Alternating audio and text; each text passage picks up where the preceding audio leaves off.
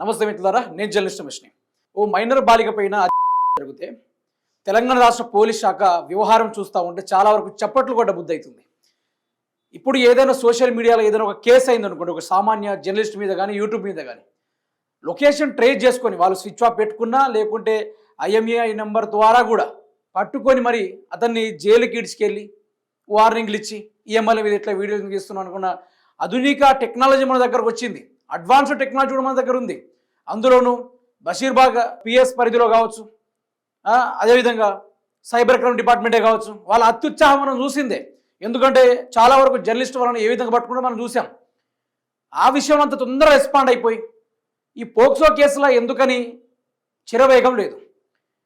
నిందితుడు పోక్సో కేసులో ఇరుక్కున్నాడు అని చెప్పేసి పోలీస్ స్టేషన్లో కంప్లైంట్ ఇచ్చినా కూడా సుమారు 72 గంటలు గడిచింది. అప్పటికి పోలీసు వాళ్ళు ఈ పాటికి ఇది నేషనల్ మొత్తం వైరల్ అయిపోయింది, భారతదేశం మొత్తంగా ఇది వైరల్ అయిపోయింది. ఓ బీజేపీ సెంట్రల్ మినిస్టర్ యొక్క కొడుకు ఈ విధంగా పాల్పడ్డాడట అని చెప్పేసి భారతదేశంలో ఉన్న అందరికీ చేరిపోయింది. చేరుకున్నప్పటికీ పోలీసు వాళ్ళకి మాత్రం చెవుల దాకా పోలేదట, వాళ్ళకి వినిపించలేదట. లాస్ట్ నరేంద్ర మోడీ సభ తరువాత రోజు మళ్ళీ ఈ రోజు మెల్లగా రేవంత్ రెడ్డి గారి ఇక తెలిసి తెలియనట్టు ఏదో జరిగిందట, బండి సంజయ్ కుమారుడు ఏదో చేసిండట, డీజీపీ గారు సివి ఆనంద్ గారు ఏం చేస్తూ ఉన్నారు మీరు అని చెప్పేసి తెలిసి తెలియనట్టు అడగడం. రేవంత్ రెడ్డి అమాయకత్వం అనుకోవాలో, తెలివితేటలు అనుకోవాలో. రేవంత్ రెడ్డి గారు కొన్ని సభల మీద ఎక్కి మాట్లాడుతూ ఉంటారు. ఏ విధంగా చెప్పనా, ఎవడైనా సరే స్మగ్లింగ్లో కావచ్చు, లేకుంటే ఎవడైనా మైనర్ బాలికల మీద కానీ లైంగిక కానీ ఎవరైనా పాల్పడితే తక్షణమే యాక్షన్ తీసుకోండి. అలాంటి సంవత్సరమా 7 సంవత్సరాల జైల్లో పెట్టుడు అట్లాంటి ప్లాన్ తీసుకోండి అని చెప్పిన అదే రేవంత్ రెడ్డి ఏమైనా డీజీపీ అదేదో జరిగిందట, నువ్వు ఏడ నిద్రపోయినావు అని చెప్పి మెల్లగా మాట్లాడినట్ట, మెల్లగా అట్లా కొసర ఆరాధించినట్టుగా తీసిండు. అయితే ఇదే విషయం పైన డీసీపీ రితిరాజు గారు ఆధ్వర్యంలో సిట్ కమిషన్ వేశారు. నిన్న షేట్ బషీర్బాగ్లోకి ఈ వ్యవహారం పూర్తి స్థాయి దాకా చేరినప్పటికీ దీనిపైన మహిళా కమిషన్ల దాకా కూడా బీఆర్ఎస్ పార్టీకి సంబంధించిన కొందరు మహిళలు కూడా వెళ్ళడం జరిగింది. ఈరోజు బాలల కమిషన్ తరఫున కూడా బీఆర్ఎస్ మహిళలు అక్కడికి వెళ్ళడం జరిగింది. తెలంగాణలో ఉన్న మేధావులు కూడా దీనిపైన స్పందించడం జరిగింది. కానీ మాత్రం బీజేపీ పార్టీ వాళ్ళు ఇప్పటిదాకా ఎవరు మాట్లాడలేదు. అందులో హైలైట్ ఏదో చెప్పినా కాంగ్రెస్ పార్టీ వాళ్ళు కూడా ఖండించకపోవడం ఇదే సిగ్గుచెడ్డు. దీనంత సిగ్గుచెడ్డు మరొకటి ఉండదు. ఒక్కసారి డీసీపీ రితిరాజ్ గారు మాట్లాడిన ముచ్చట్ని చూసుకునే ప్రయత్నం చేద్దాం. మన పేట్ బషీరాబాద్ పోలీస్ స్టేషన్ లో ఒక ఎఫ్ఐఆర్ రిజిస్టర్ అయింది 684/2026. ఈ రోజే నాకు ఆర్డర్స్ వచ్చింది ఈ కేసుకి రిజిస్ట్రేషన్ కి సూపర్విజన్ చేయడానికి. అందుకే నేను ఈరోజు పేట్ బషీరాబాద్ పోలీస్ స్టేషన్ వచ్చాను. ఇప్పుడు మన ఏసీపీ గారితో అండ్ ఎస్హెచ్ఓ గారితో ఇప్పటి వరకు కేసులో ఏమేమి ఇన్వెస్టిగేషన్ జరిగింది, ఇది 8th మన దగ్గర రిజిస్టర్ అయింది, ఇప్పుడు ఎప్పటి వరకు ఏమేమి జరిగింది, ఇంకా ఏం చేయాలి ప్రాపర్ గా ఇన్వెస్టిగేషన్ చేయడానికి అన్ని మేము డిస్కస్ చేశాము. ఒక ప్లాన్ ఆఫ్ యాక్షన్ డ్రాఫ్ట్ చేశాము. అదే ప్రకారంగా రేపు కూడా ఇది కంటిన్యూ అవుతుంది.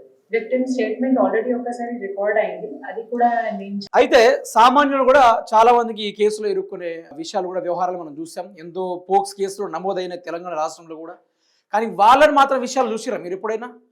ఫాస్ట్గా తక్కువ పట్టుకోవడం, 24 గంటలు. అసలు పోక్స్ కేసులో ఒకసారి కంప్లైంట్ వచ్చిందంటే 24 అవర్స్లో నిందితుడిని పట్టుకోవాలి. ఏ ఎలక బోరియాలో దాక్కున్నా కూడా పోలీసు వాళ్ళు వెళ్ళి వెతికి పట్టుకున్నారు కూడా. మరి ఈరోజు సెంట్రల్ మినిస్టర్ అయినందుకు చట్టం వాళ్ళకి మన చుట్టమైందా? 3 రోజులు గడిచినా కూడా నిందితుడు అబ్స్టాండింగ్లో ఉన్నాడట, ఇప్పుడు దొరకట్లేదట మనిషి. మొన్నటిదాకా నిందితుడు ఇక్కడిక్కడే తిరిగిండు. కానీ ఈ వ్యవహారం కానీ తేల్చలేదు ఇప్పుడు. అతను ఎక్కడున్నాడో ఏమున్నాడో.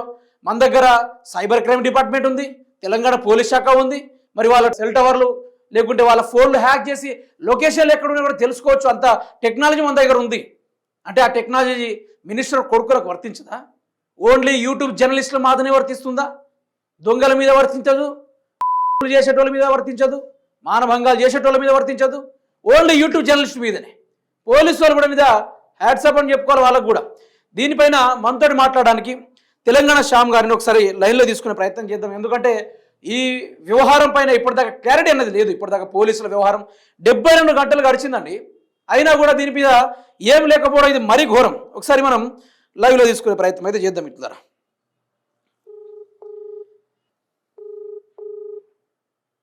తెలంగాణ శ్యామ్ గారు నమస్తే అన్న. నమస్తే. బాగున్నారా అన్న? ఫైన్. ఇప్పుడు ఈ ఆ బండి భగీరథ్ వ్యవహారం పూర్తి స్థాయిలో 72 గంటలు గడిచినా కూడా దీనిపైన పోలీస్ శాఖ రెస్పాండ్ కాకపోవడం, అందులోనూ ఒక సామాన్యుడి పైన సిట్ కమిషన్ వేసుడు ఎలా చూస్తారు ఇదంతా? అంటే పెద్దవాడికి రాజకీయ నాయకుడికి చట్టం చుట్టం అయిపోయిందని స్పష్టంగా కుండ బద్దలు కొట్టినట్టు ప్రజలకు అర్థమవుతా ఉంది. మీలాంటి జర్నలిస్టులకు అర్థమవుతుంది, మాలాంటి ఉద్యమకారులకు అర్థమవుతా ఉన్నది. ఉమ్, రాజకీయ నాయకులకి అర్థం కావట్లేదు. చట్టం అందరికీ సమానమైన రాజకీయ నాయకులు చేస్తారు తప్ప అమల్లోకి వచ్చేసరికి అది ఆచరణలోకి రాదు ఉమ్. అన్నట్టు స్పష్టంగా కనపడతా ఉంది. మీరే చెప్పారు, ఎన్ని గంటలైంది? 72 అవర్స్. 72 అవర్స్. ఇంతవరకు నువ్వు ఫోక్సో యాక్ట్ కింద 72 అవర్స్ ఒక నిందితుడిని కానీ ఆ కేసును కానీ హోల్డ్ లో ఉంచొచ్చా? ఫోక్సో యాక్ట్ అలా చెప్తుందా? అవును. పోలీసులు అందరి మీద కేసులు పెట్టి పోలీసుల ఉద్యోగాలు పోతే వాళ్ళందరినీ సస్పెండ్ చేయాలి, వాళ్ళని కోర్టులో ప్రొడ్యూస్ చేయాలి. ఉమ్, దుర్మార్గం అండి. ఒక మైనర్ బాలిక వచ్చి ఒక దుర్మార్గుడు, ఒక కేంద్ర మంత్రి కొడుకు నీచాతి నీచంగా అతను వ్యవహరించాడని కంప్లైంట్ ఇచ్చినప్పుడే ఇమ్మీడియట్లీ మీరు యాక్షన్ తీసుకోవాల్సి ఉండాల్సింది కదా. అవును. గతంలో జానీ మాస్టర్ విషయంలో ఇంతసేపు అయిందా? అవును. సిట్ వేసారా? ఉమ్, మహిమద్ అలీ మనమడి చేసినప్పుడు సిట్ వేసారా? ఉమ్, బౌద్ధన్ ఎమ్మెల్యే కొడుకు షకీల్ కొడుకు చేసినప్పుడు సిట్ వేసారా? అవును. వేయలేదు కదా. వీళ్ళందరి విషయాలలో సిట్ అయినప్పుడు దిగంబర్ కాంబ్లే విషయంలో సిట్ వేసారా? ఉమ్, వీళ్ళందరి విషయంలో సిట్ అయినప్పుడు కేంద్ర మంత్రి కేంద్ర కేబినెట్ లో మంత్రిగా ఉన్నాడని ఉమ్, బీజేపీకి చట్టం చుట్టంగా మార్చాలని చేసినటువంటి ప్రయత్నం కాదా రేవంత్ రెడ్డి గారు, బండి సంజయ్ గారు ఇద్దరు మీరు కుమ్మక్కయ్యి నువ్వు నా కొడుకును కాపాడేటువంటి ప్రయత్నం నువ్వు చేస్తే ఓటుకునే కేసు నుంచి నిన్ను తప్పించేటువంటి ప్రయత్నం చేస్తానటువంటి ఒప్పందంలో భాగం కాదా ఇది? అంటే బండి సంజయ్ గారి వ్యవహారం చూసుకుంటే మొన్న సభ మీద మాట్లాడిన ముచ్చట పరంగా చూసుకుంటే రాజకీయంగా నన్ను ఎదుర్కోవడానికి ఎవరికి దమ్ము సరిపోవడం లేదు, అందుకని నా బిడ్డ మీద కుట్ర చేస్తున్నారని చెప్పేసి మాట్లాడుతూ ఉన్నాడు. ఇప్పుడు ఒక్కటి బ్రదర్, నేను ఏమంటున్నానంటే ఆయన కార్పొరేటర్ అవుతుంటే ఎవరైనా అడ్డుపడ్డరా? ఉమ్, ఆయన బీజేపీకి 2 సార్లు అధ్యక్షుడు అవుతుంటే ఆయన పలాని కులపోడు ఇయ్యొద్దు అని ఎవరైనా ప్రెస్ మీట్ పెట్టారా? ఎవరైనా ధర్నాలు చేశారా? ఎవరైనా రాస్తారోకోలు చేశారా? ఉమ్, ఎవరైనా కొన్ని పక్క పార్టీ అయితే మీ పార్టీలో కుట్రలు చేయడం, మీ పార్టీలో ఉంటే మేమేం చేస్తాం దానికి? అది మీ పార్టీ దౌర్భాగ్యం. అవును. మీ పార్టీ పక్క పార్టీ అయితే మీ పార్టీలో కుట్రలు చేయడు. మీరు కేంద్ర మంత్రి అవుతుంటే ఎవడన్నా అడ్డుపడ్డా? ఉమ్, మీరు సంఘంలో కీలకమైన పాత్ర పదవిలో అనుభవించినప్పుడు ఎవడన్నా అడ్డుపడ్డా? ఏబీవీపీ లీడర్ గా మీరు పదవులు అనుభవించినప్పుడు ఎవడన్నా అడ్డుపడ్డారా? ఎంత నాన్ సెన్స్ అండి ఇది. ఉమ్, ఎంత తప్పు చేశావు, కులాన్ని వాడుకుంటావు, ఉమ్, వీడు ఏమంటారు మతాన్ని వాడుకుంటావు, ఉమ్, ఏ శ్రీరామ్ అన్న అనుకుంటూ ముందుకు వస్తానంటావు. ఆ తల్లి పొద్దున్న శ్రీరామచంద్రుడికి దండం పెట్టదు కానీ దండం పెట్టిన తర్వాతనే కాలేజీకి వెళ్ళిద్దంట తెలుసా, ఆ, స్కూల్కి వెళ్ళిద్దంట. చిన్నప్పటి నుంచి శ్రీరాముడికి ఇంట్లో నుంచి బయటికి వెళ్ళాలంటే స్నానం చేయగానే శ్రీరామచంద్రుడికి దండం పెట్టిన తర్వాత వెళ్ళిద్దంట, పూజ చేసిన తర్వాత తెలుసా. ఉమ్, మరి ఆ తల్లి పరిస్థితి ఏంటి? ఉమ్, ఎలా ఒక తప్పు చేసి ఆ తప్పు నుంచి తప్పించుకోవడం కోసం కులం మతం వాడతా ఎదుగుదల అంటే ఎలా బ్రదర్? నా దగ్గర ప్రతిభ ఉందండి, నా ప్రతిభను ఎవరైనా ఇది చేయగలుగుతారా? అవును. ఇప్పుడు నన్ను చంపగలుగుతారు కానీ నా తెలివితేటలను చంపలేరుగా బ్రదర్. అంటే ఇప్పుడు రేవంత్ రెడ్డి గారి స్టేట్మెంట్ పరంగా చూసుకుంటే గడిచిన 24 అవర్స్లో రేవంత్ రెడ్డి గారు చెప్పింది ఏంటంటే డీజీపీ గారు ఏం చేస్తూ ఉన్నారు, ఈ మ్యాటర్ జరిగి 24 అవర్స్ అవుతా ఉంది, ఎఫ్ఐఆర్ ఫైల్ చేసి నిందితుడిని ఎందుకు పట్టుకోలేదని చెప్పేసి డీజీపీ గారిని కూడా చిట్ చాట్ చేయడం, మీడియాతో కూడా చిట్ చాట్ చేయడం కూడా జరిగింది. అంటే దీని వెనకాల రేవంత్ రెడ్డి అంటే పైన మాత్రమే చేస్తా ఉన్నాడో లేకుంటే కంప్లీట్గా డిసిషన్ తీసుకునే అవకాశం ముందారు చేసేది? మీకు సింపుల్ గా చెప్పనండి, అసలు ఆ ఫోక్సో కేసులో ఏ సెక్షన్స్ పెట్టాలి, ఆ ఉంచండి, వాళ్ళని ఎన్ని గంటలు అక్కడ ఉంచాలి, వాళ్ళని ఎలా ఇబ్బంది పెట్టాలి అని చేసింది మొత్తం కేసు కాక కంప్లైంట్ లెటర్ రాగానే ఆ కంప్లైంట్ లెటరు ఎవరికి బండి సంజయ్ గారికి ఒక కాపీ, రేవంత్ రెడ్డికి ఒక కాపీ వెళ్ళిపోయింది తెలుసా.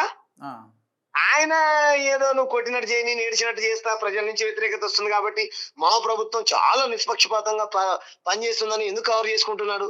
మీరు సింపుల్ గా ఆలోచించండి రమేష్ గారు. నేను ఏమంటున్నానంటే ఈ రాష్ట్రంలో చాలా మంది పోలీస్ స్టేషన్ కి వెళ్ళి సారు నన్ను ఈ పెద్ద ఆయన కొట్టిండు, ఈ సార్ తెచ్చిండు, ఈ మా దొంగతనం జరిగింది, ఫోన్ పోయింది, ఈ పిల్లాడు మా అమ్మాయి ఎట్లా చేసిండు అని అంటే పొద్దున్న రామ్మా సీఏలేడు, మధ్యాహ్నం రామ్మా సాయంత్రం రామ్మా అనేటువంటి ఎదుర్కొంటున్నాం లేదా మనం? అవును, ఆ వ్యవస్థ ఏర్పడింది కాంగ్రెస్ వచ్చినప్పుడు. ఏర్పడింది సార్, ఏ ప్రభుత్వం అయినా సరే అనుకుందామండి, ఏర్పడింది.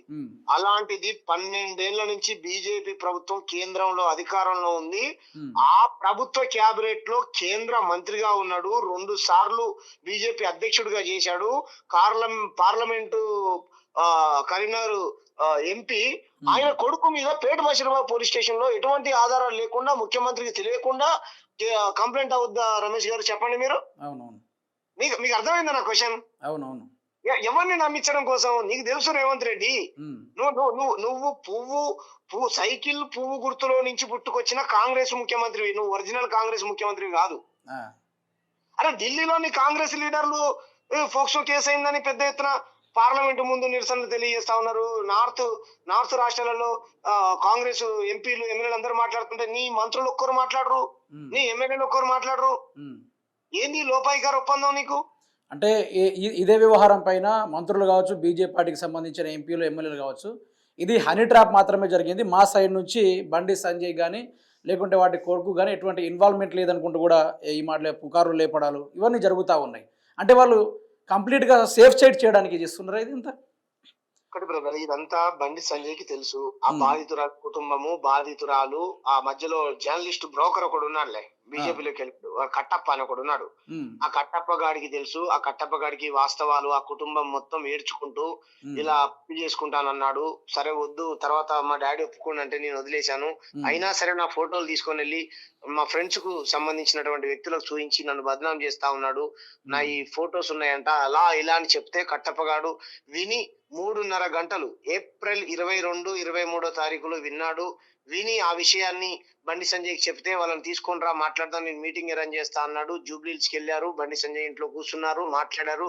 మేము మా ఊరితో ఒక్కడితోనే తిరిగిందా అని అవమానిస్తే ఆ పాప మనస్తాపానికి గురై ఇంటికి వెళ్ళి డబ్బులు లాగేటువంటి ప్రయత్నం చేస్తుందని ఈ అమ్మాయి క్యారెక్టర్ ని బదనాం చేయడం కోసం ఒక తప్పుడు లెటర్ ని, కంప్లైంట్ లెటర్ ని మాత్రం నిర్మల్లో ఇప్పించి ఆ పోలీసులతోని ఈ కుటుంబాన్ని భయపెట్టి ఒత్తిడి చేసేటువంటి ప్రయత్నం చేశాడు. తెలుసా ఇదంతా? తర్వాత వీళ్ళు ఇక్కడ కేసు పెడతారని తెలుసుకొని బండి సంజయ్, రేవంత్ రెడ్డి ఇద్దరు కుమ్మక్కయ్యి వీళ్ళు సాయంత్రం 6 గంటల నుంచి 4 గంటల పొద్దున్న నుంచి కేసు పెడదామని అనుకుంటా ఉంటే వీళ్ళు ఏం చేశారు, చాలా తెలివిగా 7:30కు కరీంనగర్ సిపి గారు ఎవరైతే ఉన్నారో 2 టౌన్ పోలీస్ స్టేషన్ సిపి గారి దగ్గరికి వెళ్ళి ఒక తప్పుడు మీరు అన్నటువంటి హనీ ట్రాప్ కేసు అని పెట్టించి ఈ అమ్మాయిని బదనాం చేసే ప్రయత్నం చేశారండి. వాళ్ళ దగ్గర ఎటువంటి చిన్న ఎవిడెన్స్ లేదు. నిజంగా వాడు హనీ ట్రాప్ అయితే ఈ రోజు వాడు ఎక్కడున్నాడు? 2 ఫోన్లు స్విచ్ ఆఫ్ వస్తున్నాయి, ఏడున్నాడండి? అంటే అదే కూడా పూర్తి స్థాయిలో అప్స్టాండ్ అయిన పోలీస్ వాళ్ళు కూడా చెప్పడం, అంటే పోలీస్ శాఖ కూడా పూర్తి స్థాయిలో వారికి మద్దతు తెలిపే వ్యవహారంలో ఉంటే కనబడుతుంది ఇక్కడ. కొంత శాతం అండి. నేను ఏమంటున్నానంటే రమేష్ గారు, మీకు అర్థం కావట్లే కదండి, కేంద్ర మంత్రి కొడుకే హనీ ట్రాప్ గురైతే మరి సామాన్యుల పరిస్థితి అని చెప్పిగాను. అవునవును. ఇప్పుడు కేంద్ర ప్రభుత్వం ఎవరి చేతిలో ఉంది? బీజేపీ ప్రభుత్వం, బండి సంజయ్ మీ ప్రభుత్వం చేతిలో ఉంది, అంతే కదా? అవును. మరి నీ కొడుకే హనీ ట్రాప్ గురైతే ఈ జర్నలిస్టు రమేష్ తెలంగాణ శ్యామ్ పరిస్థితితో ఏంటి బ్రదర్? అవును. ఒకరు నెంబర్ 2, నీ కొడుకు నీ దగ్గర లేడంటున్నావు, అప్స్టాండ్ అని అంటున్నావు, లండన్ పోయారు అంటున్నారు, ఎక్కడ పోయారు అంటున్నారు. మరి పాకిస్తాన్ తీవ్రవాదులు కిడ్నాప్ చేశారా? ఆఫ్ఘనిస్తాన్ టెర్రరిస్టులు కిడ్నాప్ చేశారా? నక్సలైట్లు ఏమైనా కిడ్నాప్ చేసి చేస్తున్నారా? లేకపోతే తీవ్రవాదులు ఏమైనా కిడ్నాప్ చేసి మన దేశ సమాచారాన్ని నీ దగ్గర నుంచి ఏమైనా అడిగే ప్రయత్నం చేస్తున్నారా అనే అనుమానాలు కూడా వస్తాయి కదా. మరి అవునవును. కేంద్ర మంత్రి కొడుకు మిస్సింగ్ అంటే నాట్ ఏ జోక్ కదా బ్రదర్. మిస్సింగ్ లేకపోతే నీ ఇంట్లో ఉన్నాడా? బీజేపీ ఆఫీసులో దాచుకున్నాడా? బండి సంజయ్ ధర్మపురి అరవింద్ ఇంట్లో ఉన్నాడా? రఘునందన్ గారి ఇంట్లో ఉన్నాడా? RSS నాగ్పూర్ లో ఉన్నాడు? ఎక్కడున్నాడు? ఎక్కడ లేకపోతే నువ్వు ఎక్కడికైనా తప్పించావా? అంటే ఫైనల్ గా ఈ కేసు ఏ దిశ సైడ్ వెళ్ళబోతుంది అంటే? నేను ఏమంటున్నా అంటే ఇవన్నీ మీకు ఎందుకు చెప్తున్నా అంటే ఇదంతా ఒక గేమ్ లాగా మీకు అనిపించట్లేదా రమేష్ గారు? మీరు చెప్పండి. ఎప్పుడైనా చిన్న పిల్లోడైనా నమ్ముతాడా చెప్పండి? ఒక కేంద్ర మంత్రి కొడుకు మీద ఎవరైనా పోయి కేసు పెడితే ఎటువంటి ఆధారం లేకుండా పేట బషీర్బాగ్ పోలీసులు కేసు చేస్తారా అని? అవును. నిజాయితీగా పనిచేస్తున్నటువంటి ఒక ముస్లిం సిఐ గారు నిజాయితీగా పనిచేస్తుంటే అధికారాన్ని అడ్డం పెట్టుకొని ట్రాన్స్ఫర్ చేశారు. అవును. గచ్చిబౌలిలో. అవును. ఇలాంటిది ఫోక్సో కేసు, అది కూడా చిన్న వ్యక్తిగా, అది కూడా బండి సంజయ్ కుమారుడు. డైరెక్ట్ బండి సంజయ్ కి కేంద్ర మంత్రి అమిత్ షా గారితోని, నరేంద్ర మోడీ గారితోని, దేశంలో ఉన్నటువంటి బీజేపీ ముఖ్యమంత్రితో డైరెక్ట్ మాట్లాడే యాక్సెస్ ఉంటది. అంత స్థాయిలో ఉన్నటువంటి వ్యక్తి మీద ఫోక్సో కేసు పెడతారా అండి?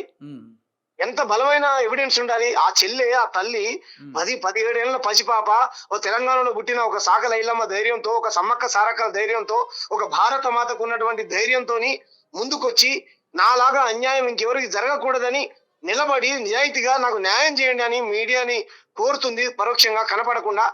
కేసు ఫోక్సో కేసు అయింది.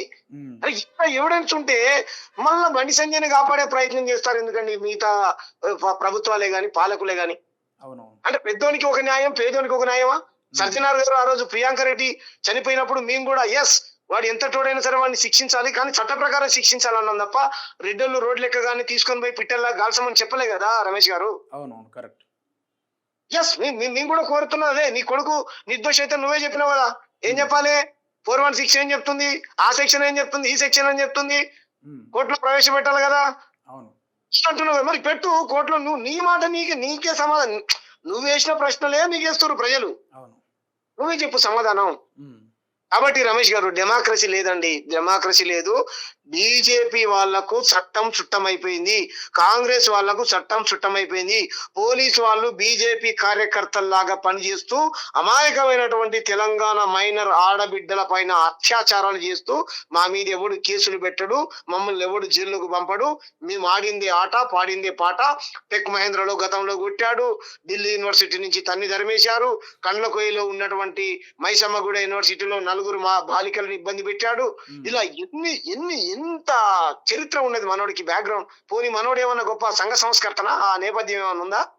అవునవును చెప్పండి. ఇవన్నీ మీకు మీడియాకు సమాజానికి తెలిసిన సత్యాలు కదా. అవును అయినా నిందితుడిని కాపాడే ప్రయత్నం చేస్తా ఉన్నారంటే చెప్పండి, మీరు రాజకీయ నాయకులకు చట్టం చుట్టమైందా కాలేదా?